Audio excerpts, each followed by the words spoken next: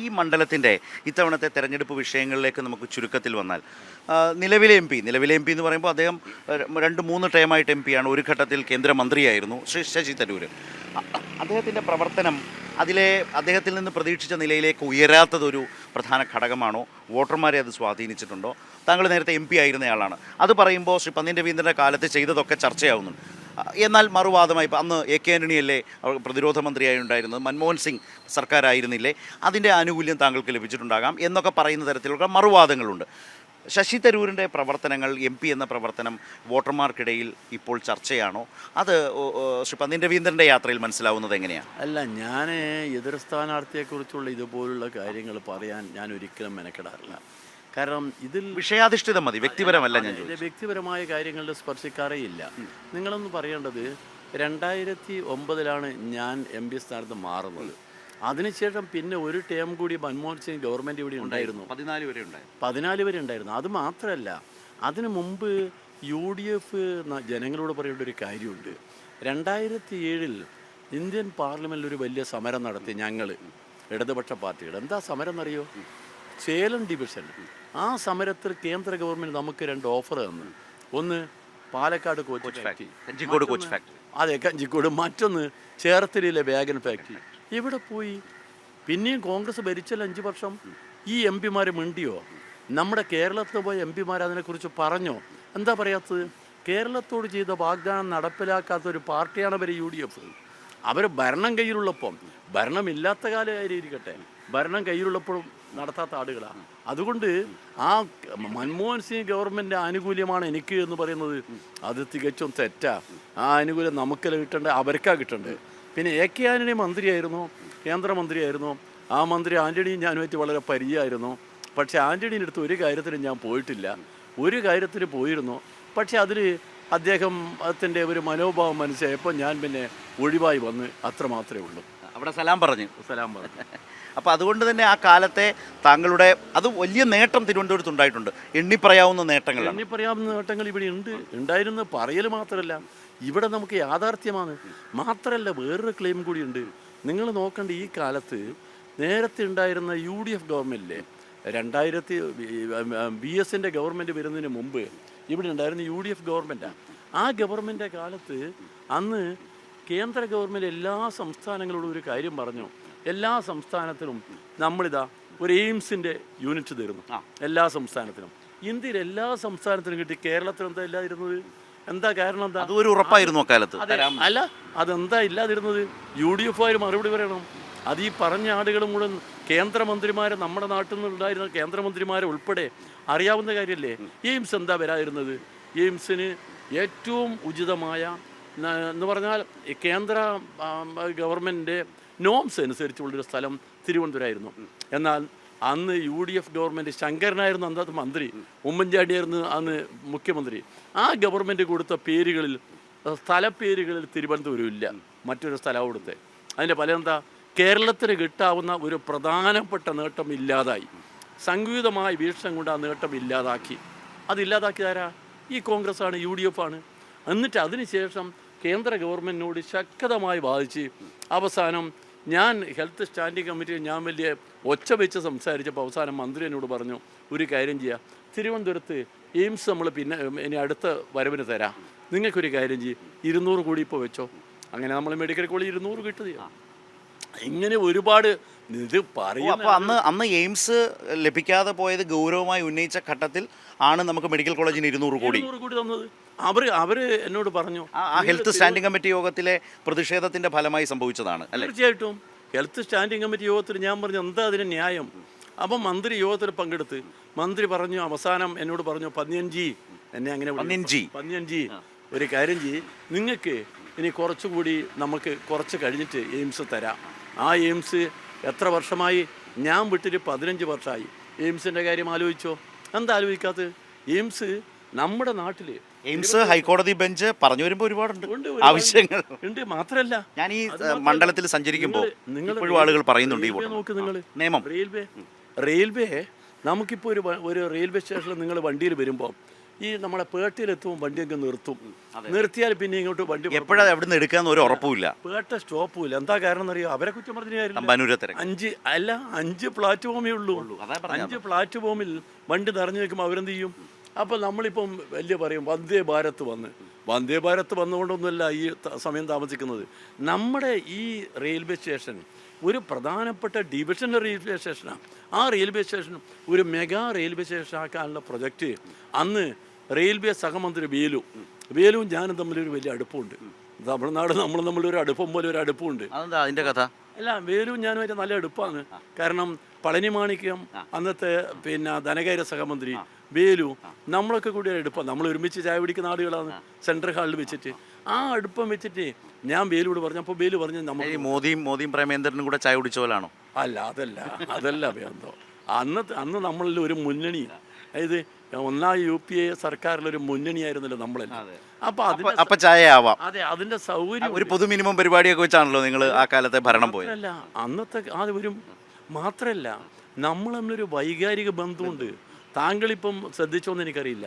പല കാര്യങ്ങളിലും നമ്മൾ പ്രധാനമായും സ്നേഹബന്ധങ്ങളും പരിചയവും പല കാര്യങ്ങളും സഹായമാവും.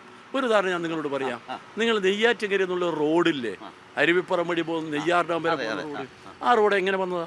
ഒരു MPക്ക് എനിക്ക് കിട്ടേണ്ട 6 കോടി, അന്ന് 2 കോടിയേ ഒരു വർഷത്തേക്കുള്ളൂ.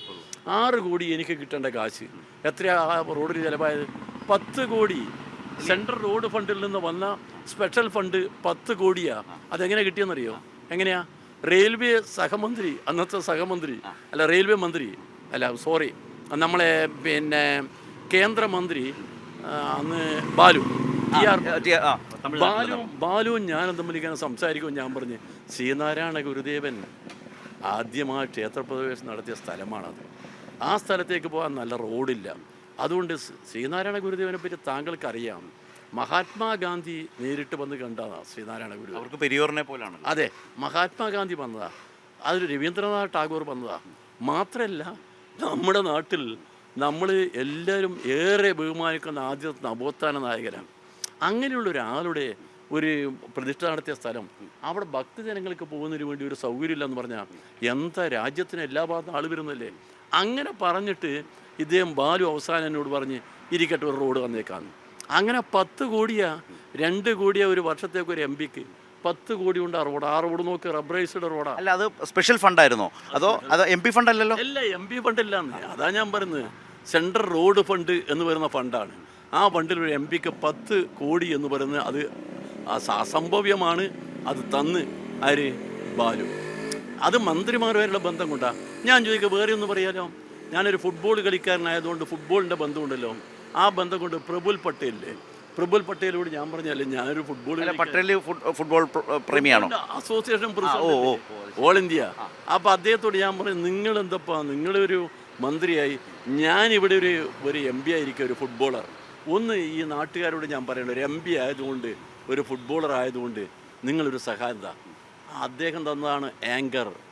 നമ്മളെ വിമാനത്താവളത്തിൽ എയർക്രാഫ്റ്റ് മെയിൻ്റെനൻസ് യൂണിറ്റ് 100 കോടി രൂപേനെ ചെലവഴിച്ചിട്ടാണ്. നമ്മൾ ഈ ആളുകളെ പോയിട്ട് ഒരു MP എന്ന് പറഞ്ഞാൽ പോയിട്ട് യുദ്ധം ചെയ്യാൻ മാത്രമല്ല, നമുക്ക് എങ്ങനെ കാര്യം സാധിക്കാം എന്നുള്ള നോട്ടം കൂടി വേണം. അങ്ങനെ നമ്മൾ പോയി മണിയടിച്ച് വാങ്ങിയതൊക്കെ അങ്ങനെ വാങ്ങിയത് മറ്റ് എൻ്റെ ഒരു കഴിവ് കൊണ്ടല്ല, ഞാൻ സൂത്രപ്പണി കൊണ്ട് വാങ്ങി. നമ്മുടെ അത് ശരിയായ കാഴ്ചപ്പാട് വേണം. MP എന്നുള്ള നിലയിൽ ദില്ലിയിലുള്ള ഫോളോ അപ്പ് ഉണ്ടാവണം.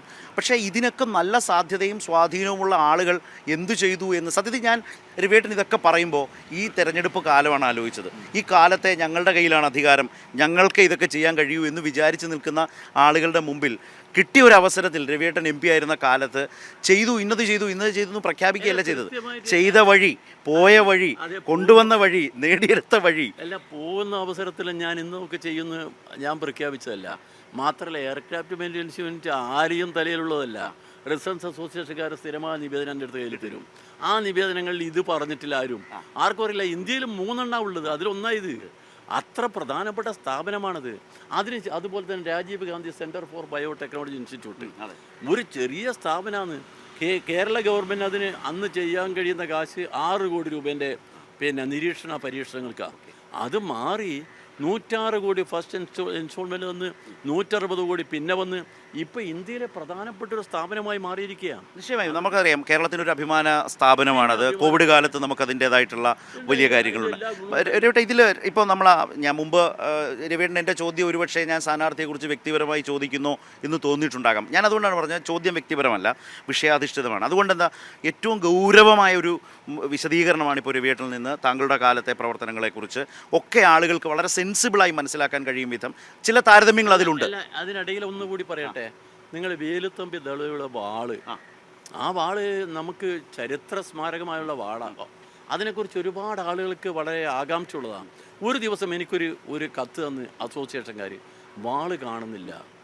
എനിക്ക് വല്ലാതെ വിഷമായി. വേലുത്തമ്പി ദളവയെ പോലുള്ള ഒരാളുടെ വാളല്ലേ. ഞാൻ ഡൽഹിയിൽ ഹോം മിനിസ്റ്ററെ കണ്ട് കാര്യങ്ങൾ പിന്നാലെ നടന്ന് 4 ദിവസം കൊണ്ട് വാള് തിരിച്ചു കിട്ടി. വേലുത്തമ്പി ദളവേൻ്റെ കാണാത്ത വാള് ഇപ്പം ആർക്കൈവ്സിൽ ആ വാളുണ്ട്, അതുപോലെ തിരിച്ചു കിട്ടി. വേലുത്തമ്പി ദളവേൻ്റെ സ്റ്റാമ്പ് ഞാൻ അതിനുവേണ്ടി ഒരുപാട് അതിന് പിന്നാലെ നടന്ന് സ്റ്റാമ്പ് ഇറക്കി. ഇതൊക്കെ സ്റ്റാമ്പ് ഇറക്കാനുള്ള കാശൊക്കെ അവർ കൊടുക്കണം. അത് പിന്നെ അല്ല, പക്ഷേ അതിന് ആവശ്യക്കാരുണ്ടെങ്കിൽ ഇതൊക്കെ ഇറങ്ങും. സ്റ്റാമ്പ് ഇറങ്ങണമെങ്കിൽ ഇറക്കാൻ ബന്ധപ്പെട്ടവരുടെ ഒരു പരിശ്രമം വേണം. ഞാൻ പറയുന്ന ഇതുപോലുള്ള കാര്യങ്ങൾ, ഇങ്ങനെയുള്ള ഒരുപാട് കാര്യങ്ങൾ വേറെയും പറയാനുണ്ട്.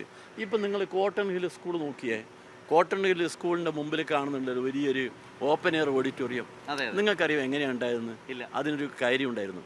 ഞാനവിടെ ഒരു പരിപാടിക്ക് പോയപ്പം പരിപാടി നടന്നുകൊണ്ടിരിക്കുമ്പോൾ കുട്ടികളുടെ കൂട്ടത്തിൽ ഒരു കുട്ടി തളർന്നു. ഞാൻ അവിടുന്ന് ഓടിച്ചെന്ന് അപ്പം ടീച്ചറുണ്ട്. ടീച്ചർ നോക്കിയിട്ട് പറഞ്ഞ് ഇല്ല, വെള്ളമൊക്കെ കൊടുത്തതിന് ശേഷം കൊടുക്കുന്നേരെ. ഇത് എന്നോട് ഹെഡ് ടീച്ചർ പറഞ്ഞ് സാർ അവിടെ ഒരു പ്രശ്നമുണ്ട്, നമുക്ക് റൂഫില്ല, അതിനൊരു ദോഷം ഈ കുട്ടികളെ പരിപാടിയിലൊക്കെ കുട്ടികൾ തളർന്നു പോകുന്നു. ഞാൻ പറഞ്ഞതിന് എന്താ വേണ്ടത്? അവനോട് പറഞ്ഞ് ഇവിടെ നമുക്കൊരു ഓപ്പൺ എയർ ഓഡിറ്റോറിയം വേണം. എത്ര കാശ് വേണം? അതെനിക്കറിയില്ല സാർ. ഞാൻ അന്വേഷിച്ച് ഇന്നത്തെ GRN-ലായിരുന്നു അന്ന് ഈ സ്റ്റാൻഡിംഗ് കമ്മിറ്റി ചെയർമാൻ ഇവിടുത്തെ കോർപ്പറേഷൻ്റെ. അതിലൂടെ അത് ഒന്ന് തയ്യാറാക്കാൻ പറഞ്ഞ് തയ്യാറാക്കി. അന്ന് 20 ലക്ഷം രൂപ അപ്പോൾ കൊടുത്ത് എന്നിട്ട് ഓഡിറ്റോറിയത്തിന് പണിയുണ്ടാക്കി. ഓഡിറ്റോറിയം ഇപ്പോൾ നോക്ക് നിങ്ങൾ. ഇതുപോലെ തന്നെ നമ്മൾ കൊടുത്തിരിക്കുന്ന പൈസയൊന്നും ഹൈമാക്സ് ലൈറ്റിന് വേണ്ടി കൊടുത്തതല്ല. നമ്മൾ കൊടുത്ത് ഇതുപോലെ പ്രയോജനകരമായ പ്രവർത്തനങ്ങൾക്ക്. സെയിം ഒന്ന് നെയ്യാറ്റിൻകര ഇതുപോലൊരു ഓപ്പൺ എയർ ഓഡിറ്റോറിയം, പിന്നെ ആശുപത്രികൾ ഓപ്പൺ എയർ ഓഡിറ്റോറിയം, മറ്റ് ഇതൊക്കെ നമ്മൾ കൊടുത്തിരിക്കുന്ന വെറുതെയല്ല. നമ്മളെ എണ്ണി പറയാൻ ഞാൻ ചെയ്തു എന്ന് പറയുന്നതല്ല. നമ്മളെ നാട്ടിൻ്റെ ആവശ്യത്തിന് വേണ്ടി എന്നെ അതിന് പ്രതിനിധിയാക്കിക്കൊണ്ട് ആ കഴിവ് ഉപയോഗിച്ച് ഞാൻ ചെയ്തു.